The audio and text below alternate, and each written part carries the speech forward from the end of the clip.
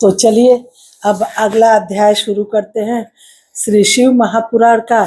सभी को राम राम। आइए, स्वागत है आप लोगों का श्री शिव महापुराण में। एक दिन वह ब्राह्मण एक तालाब पर नहाने गया। वहां शोभावती नाम की एक वैश्या को देखकर वह अत्यंत मोहित हो गया।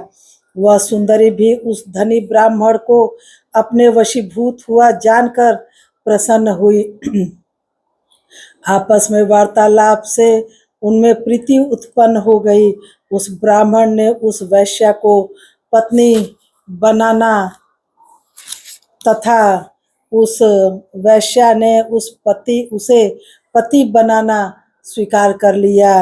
ये इस प्रकार कामवश होकर वे दोनों बहुत समय तक विहार करते रहे।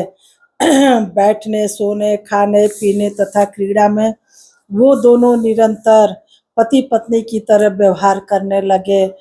अपने माता पिता तथा पत्नी के बार बार रोकने पर भी पाप कृत्य में संलग्न वह ब्राह्मण उनकी बात नहीं मानता था।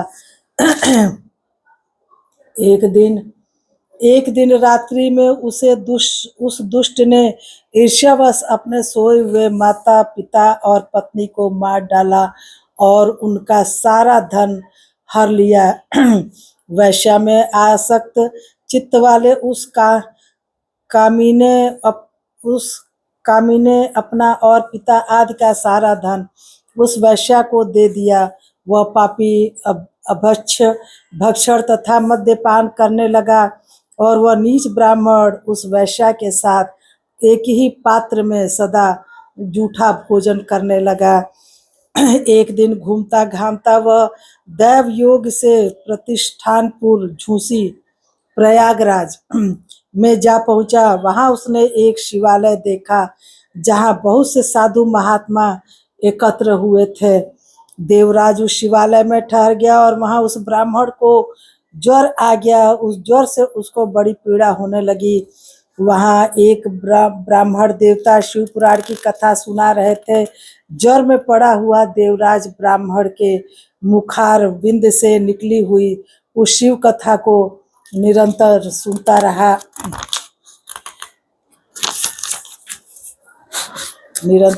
रहा।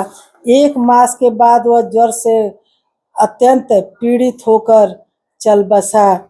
यमराज के दूत आए और उसे पाशों से बांधकर बलपूर्वक यमपुरी में ले गए। इतने में ही शिवालोक से भगवान शिव के पार्षदगण आ गए और उनके गौर अंग कर्पूर के समान उज्जवल थे। हाथ त्रिशूल से सुशोभित हो रहे थे। उनके संपूर्ण अंग भस्म से उद्भासित थे और रुद्राक्ष की मालाएं उनके शरीर की शोभा बढ़ा रही थीं। वे सबके सब क्रोध करते हुए यमपुरी में गए और यमराज के दूतों को मार पीट कर बारंबार धमकाकर उन्होंने देवराज को उनके चंगुल से छुड़ा लिया और अत्यंत अद्भुत विमान पर बिठाकर जब वे शिवदूत कैलाश जाने को उद्यत हुए, उस समय यमपुरी में बड़ा भारी कोलाहल मच गया।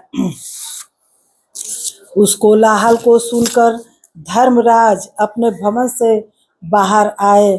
साक्षात दूसरे रुद्रों के समान प्रतीत होने वाले उन चारों दूतों को देखकर धर्मयज्ञ धर्मराज ने उनका विधि पूर्वक पूजन किया। यम ने ज्ञान दृष्टि से देखकर सारा वृतांत जान लिया। उन्होंने भय के कारण भगवान शिव के उन महात्मा दूतों से कोई बात नहीं पूछी। यमराज से पूजित तथा प्रार्थित होकर वे शिवदूत कैलाश को चले गए और उन्होंने उस ब्राह्मण को दया सागर सांब शिव को दे दिया। शिव पुराण की यह परम पवित्र कथा धन्य है, जिसके सुनने से पापी जन भी मुक्ति के योग्य बन जाते हैं। भगवान सदाशिव के परम धाम को वैद्य यज्ञ सभी लोकों में सर्वश्रेष्ठ बताते हैं। ब्राह्मण, क्षत्रिय, वैश्य, शूद्र तथा अन्य प्राणी, यहाँ तक कि जिस पापी ने धन के लोभ से अनेक लोगों की हत्या की तथा अपने माता पिता और पत्नी को भी मार डाला, वह वैश्यागामी शराबी ब्राह्मण देवराज भी इस कथा के प्रभाव से भगवान शिव के परम धाम को प्राप्त कर तत्क्षण मुक्त हो गया।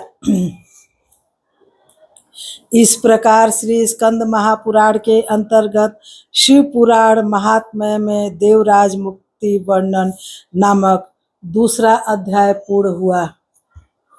अब तीसरा अध्याय, चंचुला का पाप से भव्य एवं संसार से वैराग्य। शौकन जी बोले, हे महाभाग सूत जी, आप सर्वज्ञ हैं। हे महामाते, आपके कृपा प्रसाद से मैं बारंबार कृतार्थ हुआ। इस इतिहास को सुनकर मेरा मन अत्यंत आनंद में निमग्न हो रहा है। अतः अब भगवान शिव में प्रेम बढ़ने वाली शिव संबंधिनी दूसरी कथा को भी कहिए। अमृत पीने वालों को लोक में कहीं मुक्ति नहीं प्राप्त होती है, किंतु भगवान शंकर के कथामृत का पान तो प्रत्यक्ष ही मुक्ति देने वाला है।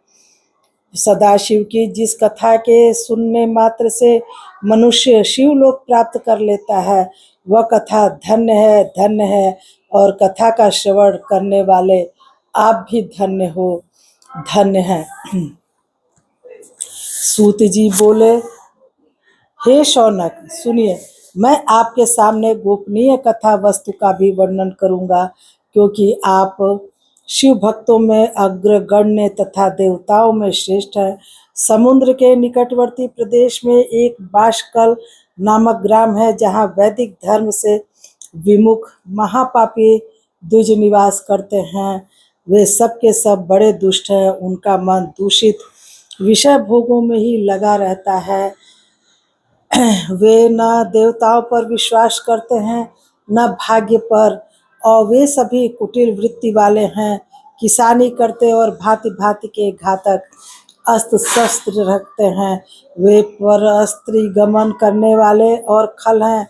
ज्ञान वैराग्य तथा सद्धर्म को वे बिल्कुल नहीं जानते हैं। वे सभी पशु बुद्धि वाले हैं और सदा दूषित बातों को सुनने में संलग्न रहते हैं। जहाँ के द्विज ऐसे हों, वहाँ के अन्य वर्णों के विषय में क्या कहा जाए। अन्य वर्णों के लोग भी उन्हीं की भांति कुत्सित विचार रखने वाले स्वधर्म विमुख एवं खल हैं।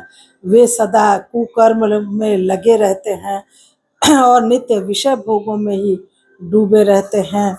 वहाँ की सब स्त्रियां भी कुटिल स्वभाव की हैं, स्वेच्छाचारिणी, पापासक्त, कुत्सित विचार वाली और व्यभिचारिणी हैं। वे सद्व्यवहार तथा सदाचार से सर्वथा शून्य हैं। कुजनों के निवास स्थान उस बाष्काल नामक ग्राम में किसी समय एक बिंदु नामधारी ब्राह्मण रहता था। वह बड़ा अधम था।